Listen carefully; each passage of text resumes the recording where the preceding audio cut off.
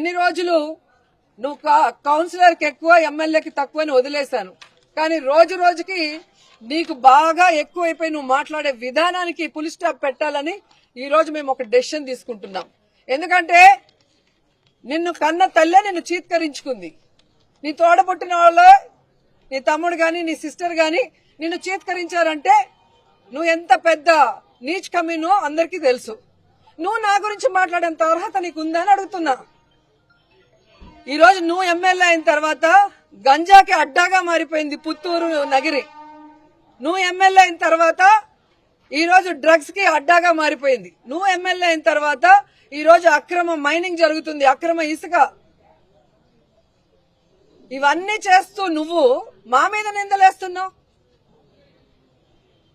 రాబోయేది జగన్మోహన్ రెడ్డి గారి ప్రభుత్వం. 5 ఏళ్ల తర్వాత ఈ 5 ఏళ్ల నువ్వు చేసిన అవినీతిని కూర్చోబెట్టి కక్కిస్తానని కూడా ఈ సందర్భంగా తెలియజేసుకుంటున్నాను. మా లీడర్లు బెదిరించో భయపెట్టేస్తో ఎవ్వరు భయపడిపోయేవాళ్ళు లేరు. మీ తాటాకు చెప్పులకి ఎవ్వడు భయపడేవాడు లేడు. జగన్మోహన్ రెడ్డి గారు చెప్పారు కదా, మేం ప్రజల కోసం ఫైట్ చేసేవాళ్ళం, అధికారంలో ఉంటే ప్రజలకు మంచి చేసిన వాళ్ళం. ఈరోజు గర్వంగా ప్రజల్లోకి మేము వెళ్ళగలం. కానీ మీరు వెళ్లే పరిస్థితి లేదు. చాటలతో పరకలతో కొడతారు. జగన్మోహన్ రెడ్డి ఇచ్చేటివన్నీ ఇస్తాము, అవి కాకుండా మేము చెప్పినవి కూడా ఇస్తామని చెప్పి చంద్రబాబు నాయుడు, పవన్ కళ్యాణ్, లోకేష్ ఎలా ఫెయిల్యూర్ అయిపోయారు, ఎలా ప్రజల్ని మోసం చేశారో అందరికీ తెలుసు. అలాగే ఈ దేశంలోనే ఏ రాష్ట్రంలో చేయనటువంటి విధంగా మొదటి సంవత్సరమే 1,86,000 కోట్ల రూపాయలను అప్పు తీసుకొచ్చి ఒక చెత్త రికార్డు సృష్టించిన ముఖ్యమంత్రి ఎవరైనా ఉన్నారంటే అది చంద్రబాబు నాయుడు. ఈ రోజు లా అండ్ ఆర్డర్ ఏ విధంగా ఫెయిల్యూర్ అయింది, రాష్ట్రంలో ఆడపిల్లల్ని ఎలా మానభంగాలు చేసి చంపేస్తున్నారో అందరూ చూస్తున్నారు.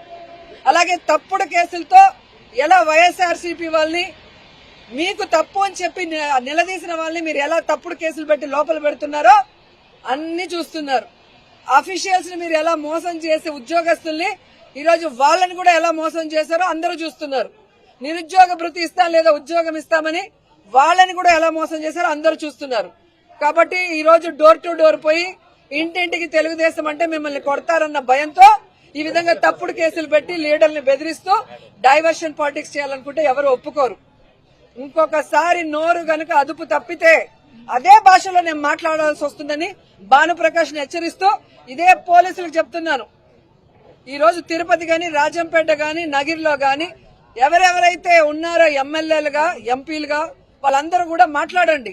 ఏ విధంగా కలెక్టర్, ఎస్పీ పర్మిషన్లు ఇస్తున్నారు, రోడ్ల మీద ఈ విధంగా అక్రమ బియ్యం వెళ్లేదానికి, అక్రమ లిక్కర్ వెళ్లేదానికి, అక్రమ ఇసుక వెళ్లేదానికి కనుక్కోండి. మీ ఇన్వాల్వ్మెంట్ లేకపోతే ఎవరైతే ఇన్వాల్వ్మెంట్ ఉందో ఆ ఎమ్మెల్యేలను అందరినీ కూడా అరెస్ట్ చేసి లోపల పెట్టండి. అంతేగాని మీ వాళ్ళు అయితే భద్రంగా పెట్టుకుని మా మీద లేని తప్పుడు కేసులు పెట్టి మమ్మల్ని డైవర్ట్ పాలిటిక్స్ చేసేదానికి బలి చేయాలనుకుంటే ఒప్పుకునే పరిస్థితి లేదు. మా కార్యకర్తలకి మేము అండగా ఉంటాం, మాకు జగన్మోహన్ రెడ్డి గారు అండగా ఉంటారు. కోర్టుకు వెళ్తాం, కోర్టు మీద నమ్మకం ఉంది. ఖచ్చితంగా కోర్టు ద్వారా మేము తప్పు చేయలేదని ప్రూవ్ చేసుకుని బయటకు వస్తాం.